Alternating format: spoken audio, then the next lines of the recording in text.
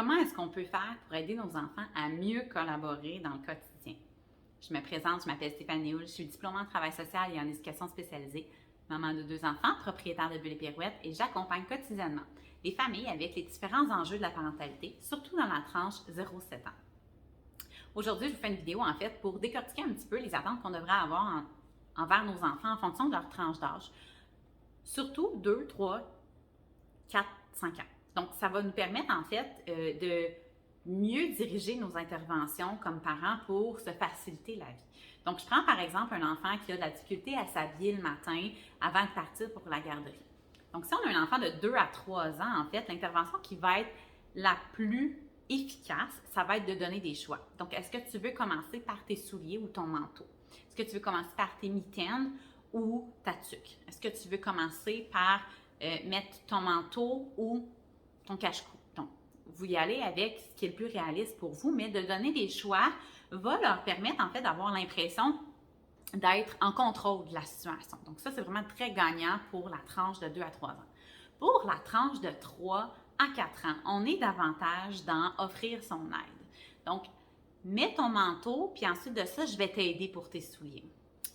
Ou occupe-toi de t'habiller, je vais préparer ton sac pour la garderie. Donc, on peut être soit en train de faire d'autres choses ou d'aider l'enfant dans l'action qu'on veut qu'il fasse, qu'il se mette en action. Mais l'idée, c'est vraiment d'être capable de lui offrir votre aide ou de lui demander est-ce qu'il y a quelque chose que tu veux que je fasse pour t'aider? Donc, ça peut être aussi dans cette formule-là. Quand on est davantage dans le 4 à 5 ans, on est davantage dans l'autonomie. Donc, on va être plus dans le une consigne à la fois. Donc, commence par mettre ton manteau, je reviens après.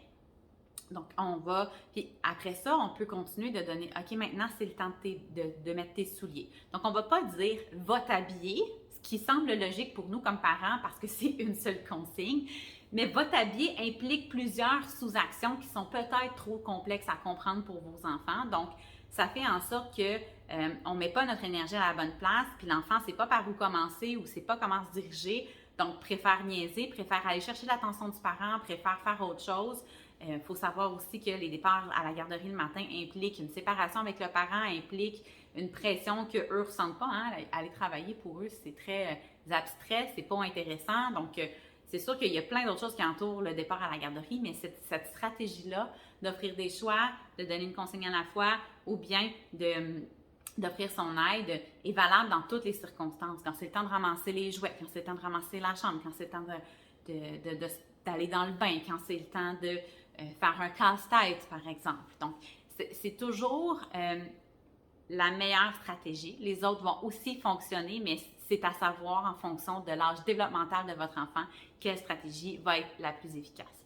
Donc, si jamais vous avez envie d'en savoir un peu plus sur les différentes stratégies qui entourent la parentalité, sachez qu'on offre des formations en ligne sur le sujet, entre autres notre formation Intervention efficace et bienveillante, notre formation également sur la parentalité positive, formation sur la gestion des émotions, gestion des crises. Donc, on a vraiment beaucoup de choix sur notre site web. Je vais mettre les liens sous la vidéo et n'hésitez pas à vous abonner à notre chaîne pour en savoir davantage sur les autres défis de la parentalité. Et n'hésitez pas à aller consulter notre série de vidéos.